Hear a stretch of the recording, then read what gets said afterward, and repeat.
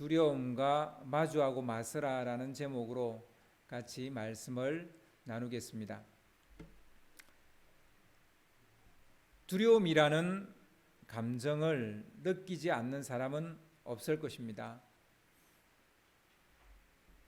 보통 어린 사람, 그러니까 아이들은 보이지 않는 것을 많이 두려워하고요. 어른들은 보이는 것을 많이 두려워합니다. 그래서 아이들은 뭐 귀신이나 도깨비나 이런 보이지 않는 것에 두려움을 느끼지만 어른들은 어떤 사람이나 어떤 권력이나 이런 것들에 보이는 것들에 사실은 더 두려워하죠. 그래서 두려움을 느끼지 않는 사람, 아무리 강심장이라도 두려움을 느끼지 않는 사람은 없을 것입니다. 두려움은 생명을 위협당하는 위급한 상황에서만 느끼는 공포만은 아닙니다. 신체적 위험이나 협박 앞에서만 두려움을 느끼는 것도 아닙니다. 일상에서 마주치는 막막함, 내지는 사소한 문제들 앞에서도 우리는 두려움을 느끼게 됩니다. 심지어 뚜렷한 이유 없이 거저 모든 것이 불안하고 걱정스러울 때도 있습니다. 그럴 때 있죠. 될 수 있다면 그런 때가 없기를 바랍니다. 이유도 없는데, 뚜렷한 이유도 없는데 두려움이나 불안이 있다면 이건 사실 약을 드셔야 돼요. 그래서 이런 일은 없기를 바랍니다. 하지만 대체적으로는 무엇 때문에 두려운지 그 이유가 분명한 경우가 더 많습니다. 강압적인 상사 앞에서 두려움을 느낄 때가 있죠. 직장 그만두고 싶어지죠. 이직하고 싶은 마음 들죠. 폭력을 쓰는 남편 혹은 폭력을 쓰는 아버지가 있는 가정, 이혼하고 싶죠. 아니면 가출하고 싶죠. 감당하기 어려운 일이 주어질 때, 부담스러운 일을 해야 할 때 떠나고 싶죠. 휴가 가고 싶어지죠. 무서운 장소에 가야 할 때 다른 장소를 알아보게 되죠. 그 말고 다른 갈 데를 일부러 찾아내죠. 전쟁에 나갈 때 스트레스 수치가 극에 달하죠. 그래서 나갔다고도 도망치기도 하고 그러죠. 시험 칠 때요. 사실 시험 때에 공부를 하지 않는 아이들이 더 많습니다. 시험 기간 때 공부를 원래 더 많이 해야 되는 게 정상인데요. 저도 그런 시기를 겪었지만 꼭 시험 앞두고 방 청소하고 책상 정리해요. 그거는 사실은 이 시험에 대한 두려움이나 불안 때문입니다. 그러니까 약간 생각이 외출을 하죠. 더 공부에 집중을 해야 되는데 집중 안 하게 됩니다. 다른 것을 함으로써 생각이 외출을 하죠. 두려움을 느끼게 만드는 상황에 직면하게 되면 사람들이 보이는 대표적인 반응은 이와 같이 도피입니다. 도피. 회사 이직하고 싶고 집 떠나고 싶고 일 그만두고 싶고 이런 생각이 외출을 하고 딴 생각하고 이와 같이 도피입니다. 도피. 두려움에 직면하면 대부분의 사람들은 이와 같이 도피를 선택을 합니다. 이직, 이혼, 가출, 휴가, 도망, 생각의 외출 모두 다 도피 언어입니다. 심지어 에릭 프롬은 그렇게 좋아하는 자유에서도 도피하고 싶다 이렇게 말했습니다. 자유에서도 도피하고 싶다. 자유는 좋은 것이지만 자유란 뭡니까? 선택과 결정을 해야 되고 그것에 내가 책임을 져야 되는 게 자유입니다. 근데 그 책임지는 것이 부담스럽죠. 그래서 이 자유에서부터도 도피하고 싶어 한다는 게 바로 사람이라는 거예요. 그래서 에릭 프롬이 그 유명한 책, 여러분 읽어봤든 안 읽어봤든 제목은 다 알죠. 자유애로부터의 도피. 그죠? 자유로부터 도피하고 싶을 정도니 두려움에서는 얼마나 도망치고 싶겠습니까? 그렇죠? 이 두려움에서부터 도피하고 싶은 사람은 더 많다는 얘기죠.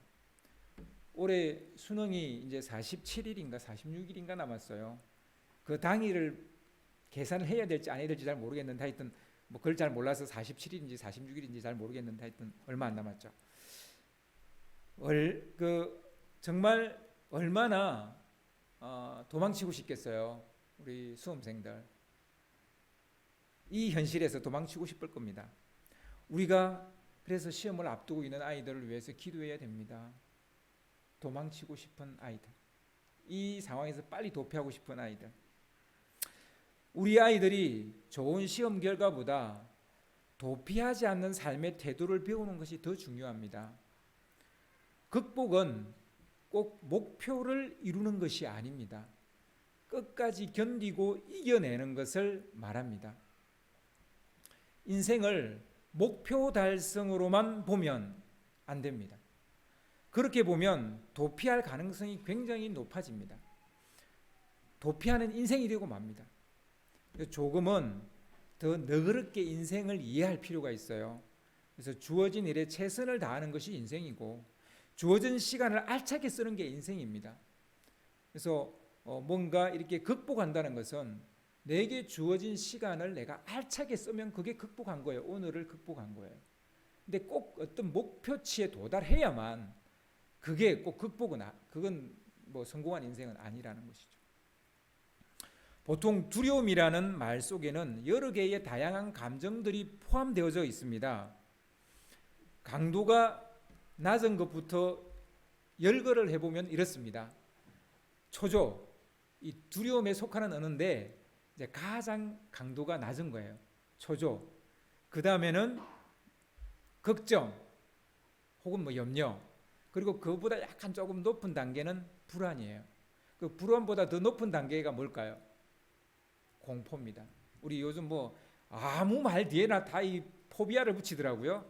무슨 포비아, 뭐 벌레 포비아, 뭐 별게 다 있어요. 아무튼.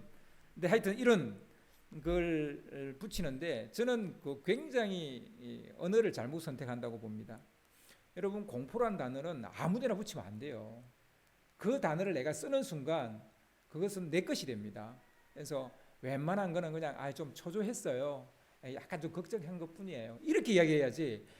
내가 무슨 포비아에 걸렸다고, 내가 무슨 공포증에 걸렸다고, 뭐 조금 걱정한 것 가지고 그렇게 말을 해서는 안 됩니다. 그럼 자기가 그 말에 갇히게 됩니다.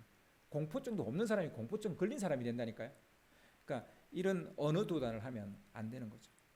아무튼 이와 같이 두려움이라는 말 속에는 여러 가지의 이 단계적 감정들이 있습니다. 두려움이라는 단어는 굉장히 큰 단어예요.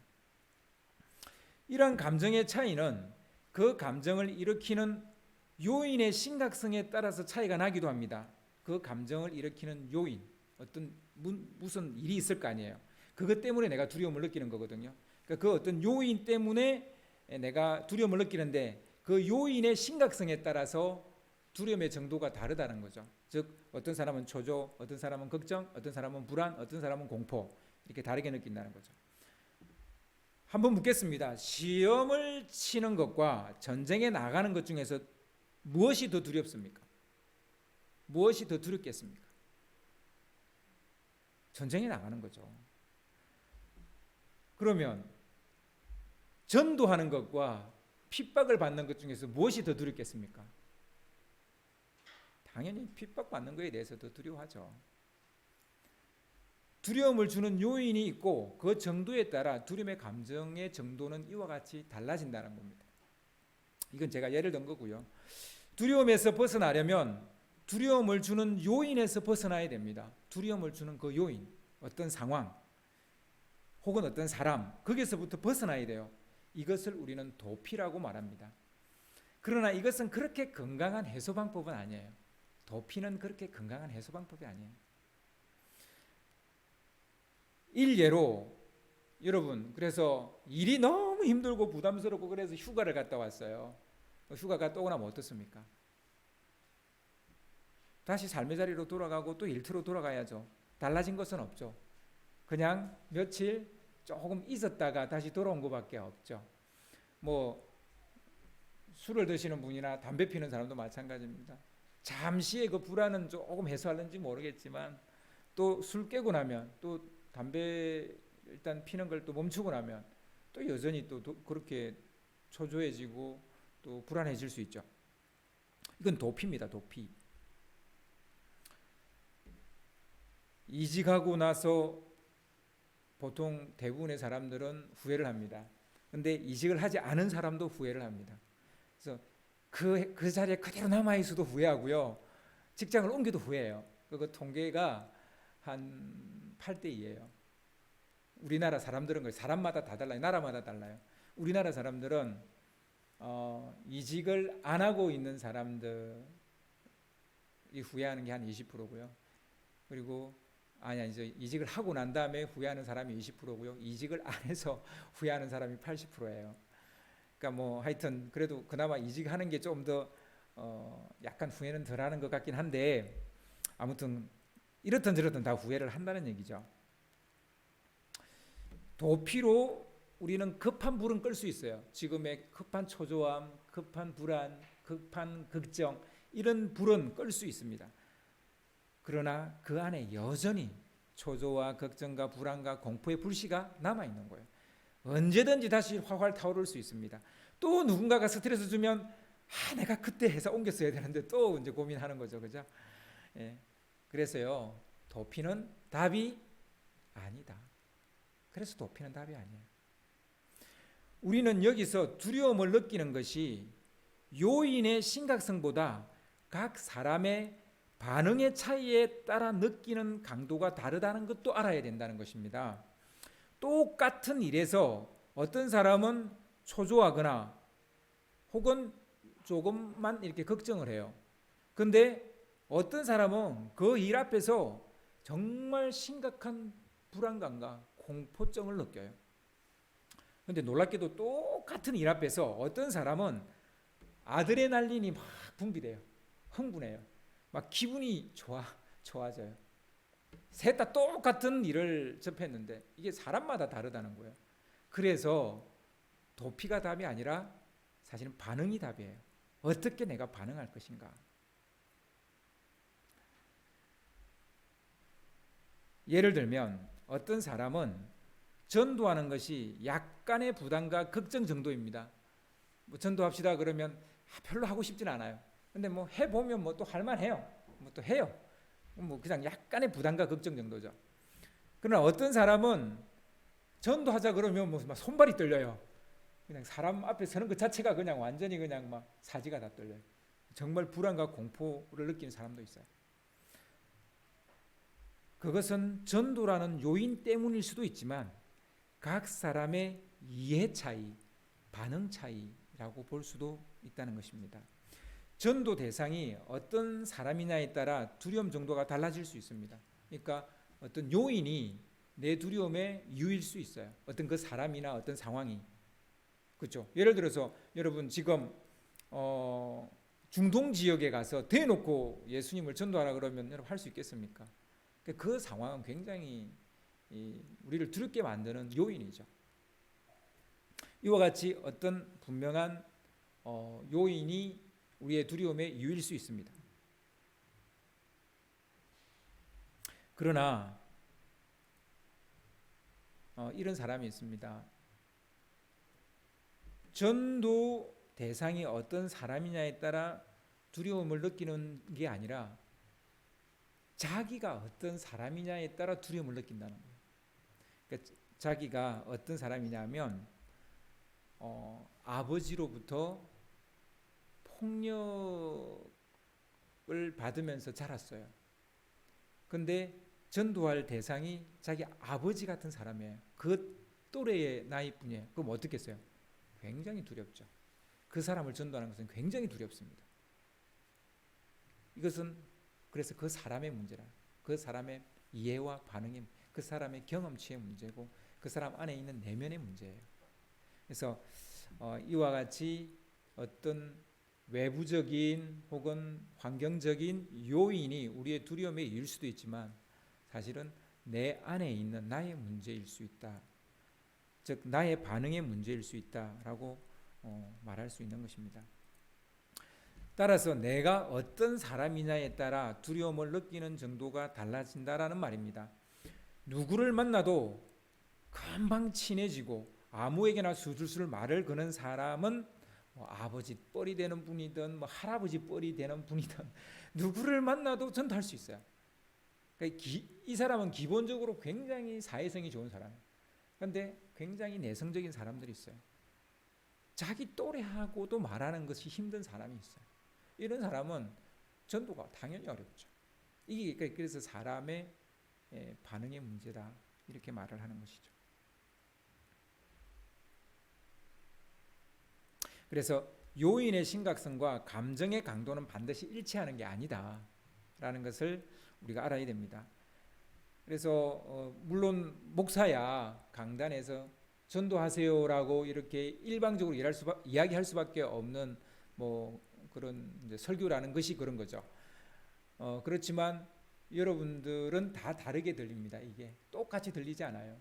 어떤 사람은 막 이 말을 듣는 순간 막 가슴이 쿵탕쿵탕 뛰면서 난 죽다 깨어나도 못해 이렇게 생각하시는 분도 있고, 어떤 사람은 내가 요즘 좀 게을렀구나 이제 전도 좀 해야지 이렇게 생각하는 사람도 있다는 거죠. 이 다 반응이 달라진다는 것입니다. 제가 전도를 빗대서 이야기를 했지만 직장 생활이나 모든 대인관계에 이것은 똑같이 작동합니다. 이것은 전도뿐만 아니라 모든 것에 똑같이 작동해요.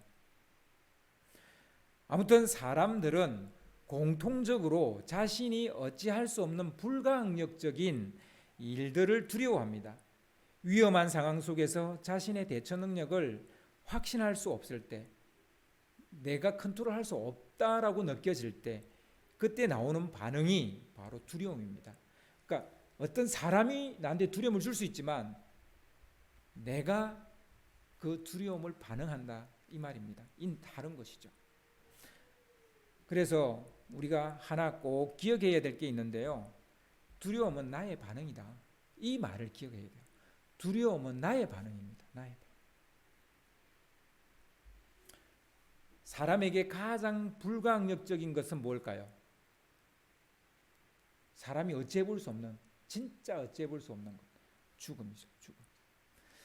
따라서 사람들은 죽음에 대한 두려움을 가지고 있습니다. 얼핏 보면 죽음이라는 요인 때문에 생기는 두려움처럼 보입니다. 그렇습니다. 죽음은 피할 수 없는 것입니다. 모든 사람은 죽음 앞에서 철저히 무능합니다. 우리가 죽음을 두려워하는 이유는 분리에 대한 공포 때문이죠. 죽음은 사랑하는 사람들과 이별하는 것이고, 내가 살고 있는 이곳을 떠나는 것이고, 그리고 자기 자신과도 이별하는 것입니다. 그러니까 사람은 본능적으로 자기 자신과 자기가 이별하는 것에 대한 굉장한 두려움이 있어요. 사람들과의 이별하는 것도 두렵지만 그보다 더 근본적인 두려움은 자기 자신과 자기가 이별한다는 것이, 이게 두려운 거예요. 그래서 죽음이 두려운 거예요.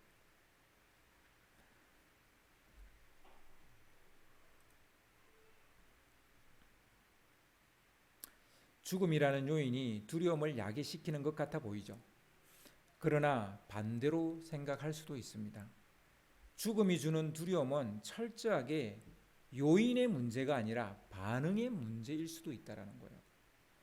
제가 이렇게 주장하는 것은 반응의 시각으로 보고, 이것을 그 죽음이라는 걸 반응의 시각으로 보고 극복하는 사람들이 있기 때문이에요. 그들이 누굽니까? 그리스도인들이에요. 이 세상에 유일하게 그리스도인들. 복음 안에 죽음을 극복할 수 있는 유일무이한 길이 있는데, 그 길을 그리스도인들은 알기 때문에 죽음을 요인의 문제로 보지 않고 반응의 문제로 보는 거죠. 그렇게 좋은 소식, 즉 굿뉴스, 복음 전하는 걸 우리는 전도라고 말합니다. 따라서 죽음에서 오는 두려움은 요인의 문제가 아니라 반응의 문제다라는 것입니다.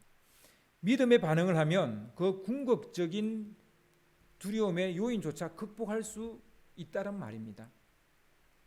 전도는 죽음의 문제를 치유하는 이야기이며 행위입니다. 죽음을 치유하는, 죽음을 해결하는. 복음 전도는 죽음의 공포를 벗어날 수 있는 유일한 길을 가르치는 것이 복음 전도입니다. 영원한 삶에 대한 이야기이고 구원의 이야기입니다. 우리는 구원이라는 말과 영생이라는 말을 현대인들이 싫어하는 구닥다리 종교 이야기로 생각하지만 이것은 한마디로 웃기고 자빠진 이야기예요. 여러분 절대 그렇지 않습니다. 이것은 절대 구닥다리도 아니고 이것은 옛날 종교 이야기가 아니에요.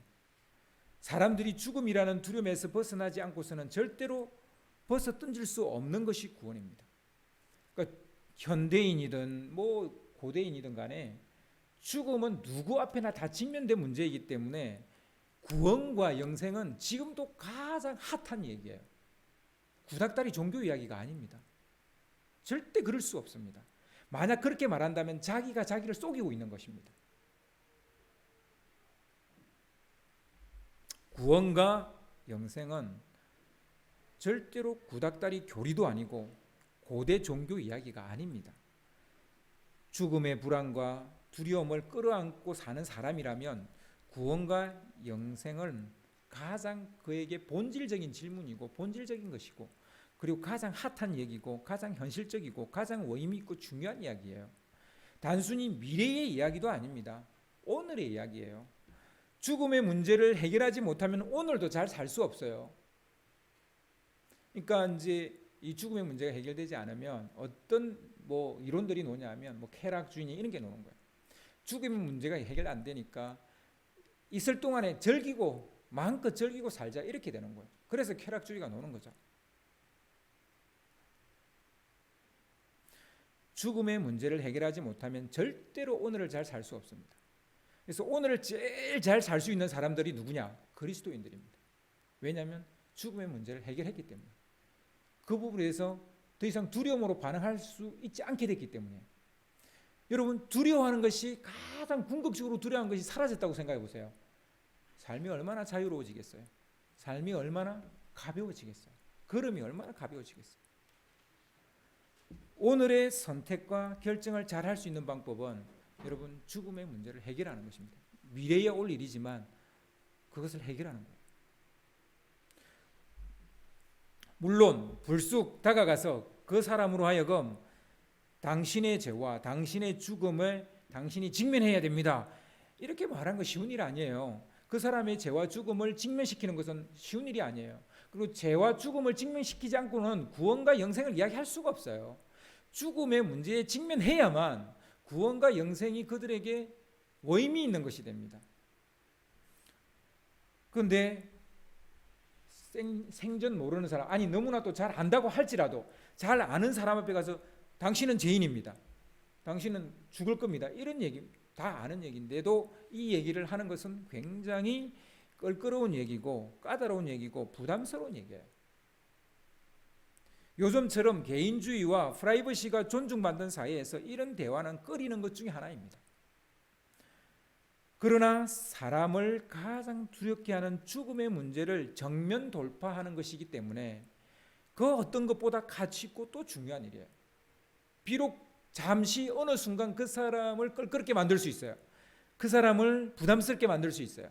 그러나 그 사람도 나처럼 이 죽음의 문제가 해결되면 그 사람은 굉장히 자유로워집니다. 인생을 어떻게 살아야 될지가 더욱더 분명해지게 되는 것이죠. 그래서 예수님은 전도 현장으로 나가는 제자들에게 두려워하지 말라 이렇게 말씀하시는 겁니다. 여기서 두려워하지 말라고 하는 것은 두 가지 의미를 가지고 있습니다. 하나는 전도 그 자체가 주는 부담과 불안에서 벗어나라는 거예요. 그리고 다른 하나는 전도하게 되면 따르게 되는 핍박과 박해에 대해서 두려워하지 말라는 것입니다. 앞뒤 문맥을 보면 이 두 가지 의미가 다 들어있다는 것을 알 수 있습니다. 그러니까 우리는 이 두 가지를 다 가지고 있어요. 그러니까 전도 그 자체를 부담스러워해요. 전도 그 자체를 그냥 힘들어요. 좀 껄끄러워해요. 근데 우리가 두려워하는 것은 그것 때문만은 아니에요. 전도를 하다 보면 핍박을 받게 되고 박해를 받게 돼요. 그거에 대한 두려움이 또 있는 거예요. 전도 그 자체에 대한 두려움도 있지만 전도를 했을 때 오는 어떤 그 핍박과 박해 혹은 이상하게 바라보는 시선 뭐 이런 것에 두려움을 가지고 있다는 것이죠. 두려움을 주는 요인이 무엇이든 간에 중요한 것은 결국 우리의 반응이죠. 우리의 반응이에요. 주님은 전도라는 명령을 철회하거나 해소할 마음이 전혀 없으십니다.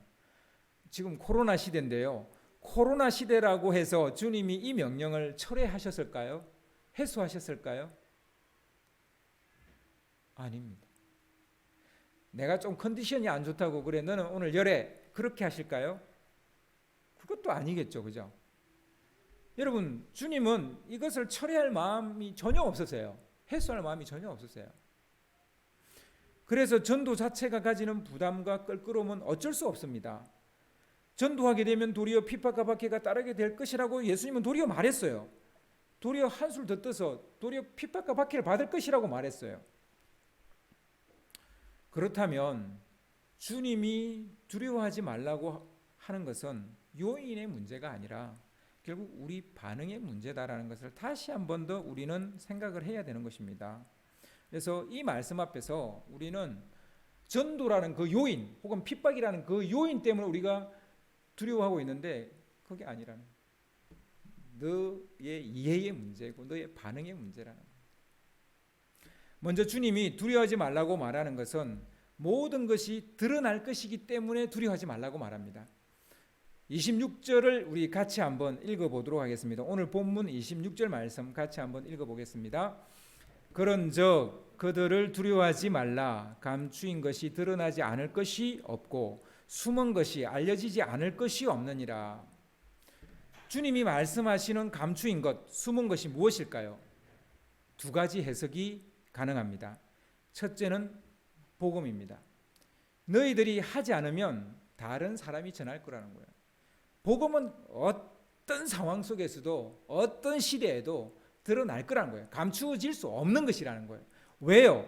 복음은 빛이기 때문이에요. 복음은 진리이기 때문이에요. 복음은 생명이기 때문에 그렇습니다. 이것은 감춘다고 감춰지지 않아요. 드러날 수밖에 없는 거예요. 그래서 너희가 안전하면 다른 누군가가 전할 거라는 거예요. 그러니까 두려워서 전하지 않고 있으면 다른 누군가가 전할 거라는 거예요. 그러니까 두려워하지 말고 전하라는 거예요. 누군가가 전하기 전에 네가 전하라는 거예요. 우리 교회 앞에 경성 떡집이 있어요. 떡집 보면 이렇게 길게 이렇게 스테인레스로 이렇게 뭔가 이렇게 대를 하나 만들어 놨습니다. 근데 이게 전체가 스테인레스예요. 근데 이게 이제 이연 부위가 있어요. 이연 부위에 거기서 깨 아세요?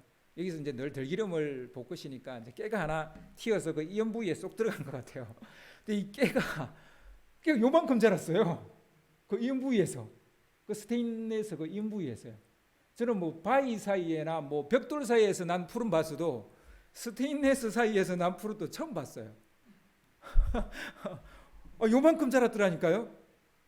근데 어떻게 여기서 자랄 수 있었죠라고 제가 이 주인 그 사장님한테 물었더니 올해 비가 많이 와서 얘가 물 먹고 자랐다는 거예요.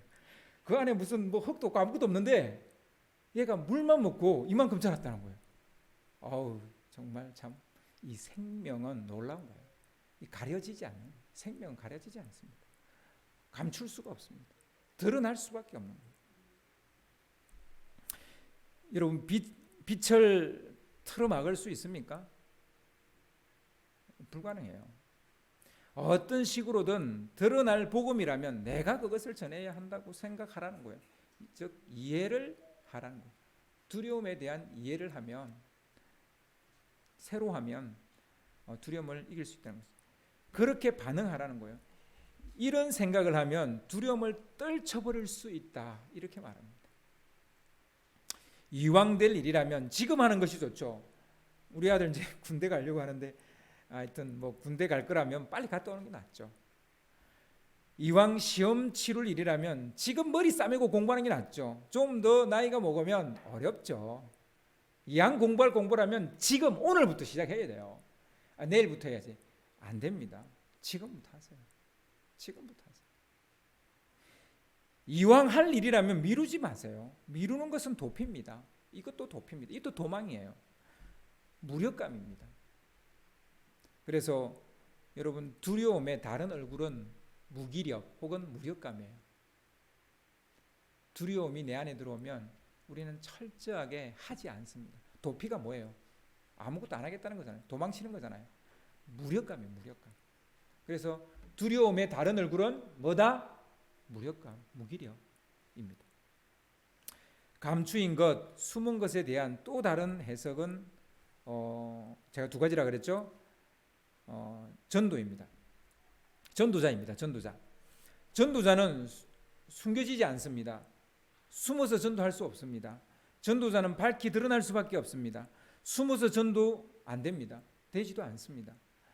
진짜 중요한 것은 여러분 마지막 때인데요.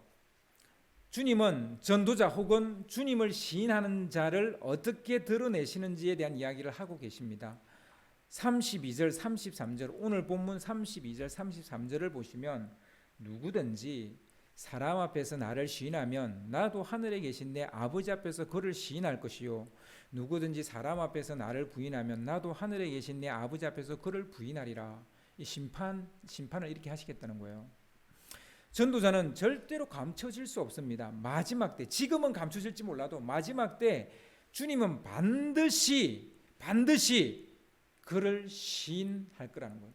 주님을 인정하는 자는 그를 시인할 것이고 주님을 부인하는 자는 하나님 앞에서 그를 부인할 것이라. 여러분, 전도자는 숨겨지지 않습니다. 반드시 나중에 드러나게 돼 있습니다. 특별히 하나님 앞에서 드러나게 돼 있습니다. 27절을 그래서 주님은 27절을 이렇게 말씀하시는 거예요. 27절을 보세요. 주님은 이렇게 말씀하시는 거예요. 내가 너희에게 어두운 데서 이르는 것을 강명한 데서 말하며 너희가 기속말을 들은 것을 직접 집 위에 지붕에서 전파하라. 이렇게 말씀하십니다. 결국 전도자는 숨겨지지 않기 때문에 숨겨진다고 해서 전도자가 너 자신을 좀 숨긴다고 해서 뭐 핍박을 좀 피해가고 박해를 좀 피해가고 그럴지 모르겠는데 전도자는 그렇지 않다는 거예요. 결국은 그냥 지붕 위에서 전하고 그리고 내가 어두운 데서 말했지만 너는 강명한 데 가서 전하라는 거예요. 대해놓고 하라는 얘기죠. 그냥 대해놓고 해라. 이렇게 말씀하시는 거예요. 두 번째로 주님이 제자들에게 두려워하지 말라고 하신 이유는 두려움을 이기는 것은 두려움이기 때문입니다. 두려움을 이기는 것은 두려움. 좀 더 쉽게 말하면 큰 두려움이 작은 두려움을 이길 수 있게 만든다라고 말씀하십니다.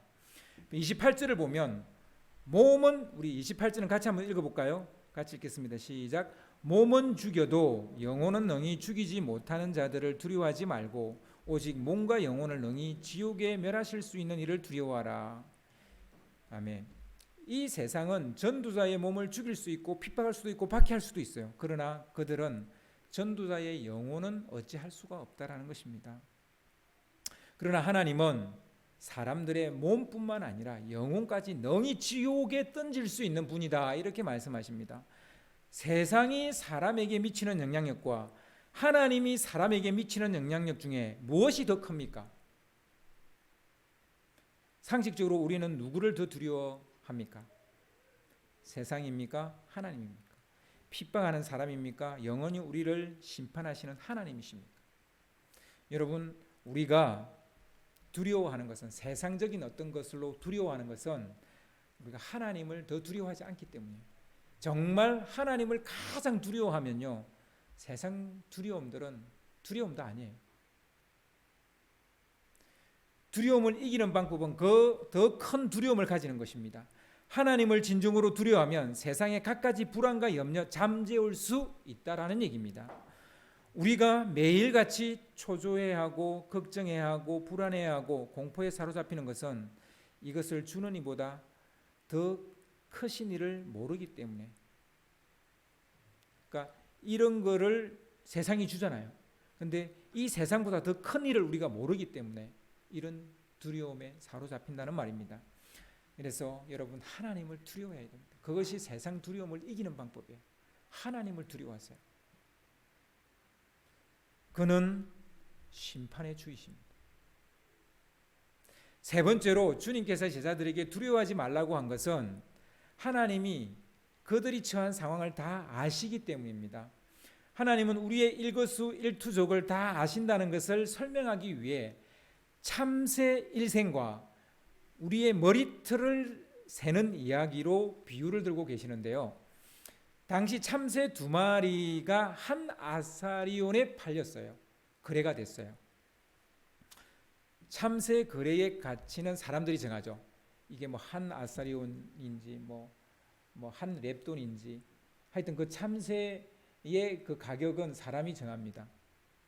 그러나 그 참새를 태어나게 하는 건 누가 합니까? 그리고 그 참새가 포수한테 잡혀서 죽게 되는 것은 누가 결정합니까? 하나님의 허락이 없이는 불가능하다는 거예요. 참새도 하나님의 경륜과 섭리 속에서 오고 가는데 하물며 당신의 형상대로 만든 사람이면 어떻겠습니까? 당연히 우리의 안고 일어섬을 아시죠. 우리가 왜 웃는지도 알고 왜 우는지도 아시고 우리가 어디에 있는지도 아시고 사람이 참새보다 귀하다는 것을 모르는 사람이 이 세상에 누가 있습니까? 그러나 참새보다 귀하지 않은 사람이 얼마나 많은지 몰라요. 참새도 걱정하지 않는데 자기 죽음을 걱정하지 않는데 사람은 그것에 너무 두려움에 사로잡혀서 사는 거예요. 그러니 참새보다 못하죠. 참새보다 귀한데 참새보다 안 귀하게 살아요.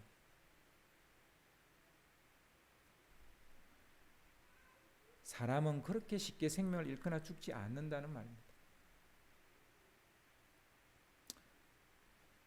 여러분, 사람이 죽는 방법은 크게 자연사가 있고 그리고 살인이 있고 자살이 있어요. 어떻게 죽든요. 자살이든 뭐든 간에 어떻게 죽든 그냥 우리가 볼 때는 자기가 자기 목숨을 끊은 것 같아도 그 사람의 연수가 거기에서 끝났는지도 몰라요. 우리는 모릅니다. 우리는 몰라요. 우리가 보기엔 자살이죠. 우리가 보기에는 타살이죠. 그러나 그 사람의 연수가 거기까지인지 모르고 그건 하나님이 그렇게 정하셨는지 우리는 모르는 거예요.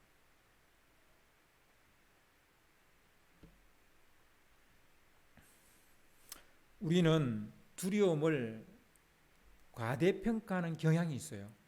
그러니까 두려움은 과장된 실체예요. 여러분 두려움은 우리가 어떻게 반응하느냐에 따라 정말 이게 콩알만 할 수도 있고요. 아니면 우리 집채만 할 수도 있어요. 우리 안에 우리보다도 더 큰 두려움이 있을 수도 있고 정말 콩알만한 두려움이 있을 수도 있어요. 그래서 이것은 과장된 실체라고요. 좀 철학적으로 들릴지 모르겠지만 우리 속에 뭔가 큰 두려움이 있다면 이건 진짜가 아니라는 거예요. 진짜 내가 느껴야 될 감정이 아니라는 거예요. 두려움은 우리 각자가 만들어낸 허구입니다. 여러분 두려움은 허구예요. 허구. 두려움을 다스릴 줄 알아야 여러분은 여러분의 인생의 주인이 됩니다. 안 그러면 두려움에 휘둘리게 될 것입니다. 두려움이 여러분의 인생을 대신 살 겁니다. 여러분이 사는 게 아니라 두려움이 여러분 안에서 사는 것이죠. 두려움은 쉬지 않고 여러분 안에서 지금도 일하고 있습니다. 심지어 성공한 자리에 있을 때도 두려움이 없을 것 같죠? 아니요. 성공해도 두려움은 있습니다. 성공했든 안 했든 가난하든 부하든 어려움을 당했든 안 했든 두려움은 누구에게나 있는 거예요. 단지 그것에 내가 어떻게 반응하느냐의 문제입니다. 우리는 항상 착각을 해요. 내가 가난하거나 일이 안 풀리거나 어렵거나 힘들거나 병들거나 그러면 더 두려움이 그런 사람한테 더 두려움이 클 거라고. 그렇지 않아요. 여러분 부자도 두려움이 얼마나 많은지 몰라요. 건강에도 늘 또 죽음에 대한 두려움이 다 있어요. 여러분 그것은 우리의 착각이에요. 두려움은 과장된 실체라니까요. 우리가 만들어낸 허구라니까요. 그러니까 형통할 때든 아무 문제가 없을 때든 두려움은 계속 우리 안에서 일하기 때문에 따라서 두려움 앞에서 도망친다고 될 일이 아닙니다. 내가 성공하면 두렵지 않겠지. 내가 이것 시험에 딱 붙으면 두렵지 않겠지. 내가 이 회사 가면 두렵지 않겠지. 내가 이 일을 하면 두렵지 않겠지. 아니요. 항상 두렵습니다. 두려움은 항상 우리 안에서 일하기 때문에. 그래서 도망친다고 될 일이 아니고 도피가 그래서 답이 아니에요. 두려움과 마주하셔야 돼요. 도피하지 않으면 얻는 것이 훨씬 더 많습니다. 두려움을 극복하고 통합하는 사람만이 자기 인생을 살아갈 수 있습니다. 루즈벨트 대통령이 미국 대공황이 닥쳤을 때 대통령이 됐는데요. 이런 말을 했습니다. 우리가 진정으로 두려워해야 할 것은 두려움 그 자체이다. 우리의 나아갈 힘을 마비시키는 것이 두려움이다. 예, 두려움은 우리를 마비시킵니다. 두려움을 극복하지 못하면 아무것도 극복할 수 없습니다. 세상의 모든 것은 두려워할 것들이 아니라 이해할 것들입니다. 이해할 것들. 그렇기에 우리가 조금 더 이해한다면 두려움은 점점 더 작아지게 된다는 것입니다. 당신이 두려워하는 바로 그 동굴 안에 사실은요, 여러분이 찾는 것이 있습니다. 왜 하나님이 그렇게 하시는지 저는 잘 모르겠어요. 근데 우리가 두려워하는 그 동굴 안에 우리가 찾는 게 있다라는 거예요. 이상하게도. 조지프 캠벨이 한 얘기입니다. 두려움을 극복하는 것은 현재로 돌아오는 것입니다. 오늘을 사는 것입니다. 왜 두려움을 극복해야 됩니까? 왜 두려움과 마주해야 되고 맞서야 됩니까? 오늘을 살기 위해서요. 우리가 두려워하면 오늘을 잃어버립니다. 오늘 이루고 내일을 준비하지만 또 내일 되면 또 그 내일이 오늘이 될 거 아니에요. 그것도 오늘 또 잃어버려요. 이게 뭡니까? 이 사람은 도대체 사는 거예요, 안 사는 거예요? 안 사는 거죠. 이런 사람이 많다는 것입니다. 그래서 여러분, 두려움은 현재로 돌아오는, 두려움을 극복하는 것은 현재로 돌아오는 겁니다. 오늘로 돌아오는 거예요. 두려움은 본래 자기에서부터 도피하게 만듭니다. 그러나 현실로부터 도피하게 두려움이 나를 그렇게 만드는데 다시 그 현실로 돌아오게 하고 다시 나에게로 돌아오게 하고 다시 오늘로 돌아오게 하는 것, 이게 바로 두려움을 극복하는 것이다 라는 것입니다. 이제 우리는 두려움에 제동을 걸어야 됩니다. 여러분 브레이크 가지고 계셔야 됩니다.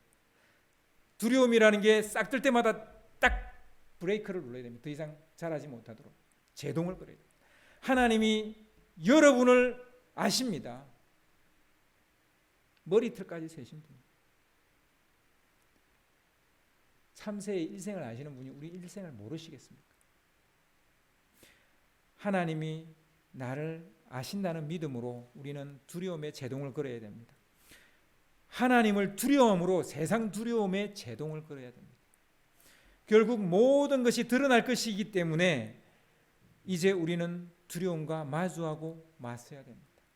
그런 여러분 되시기를 주님의 이름으로 축원합니다.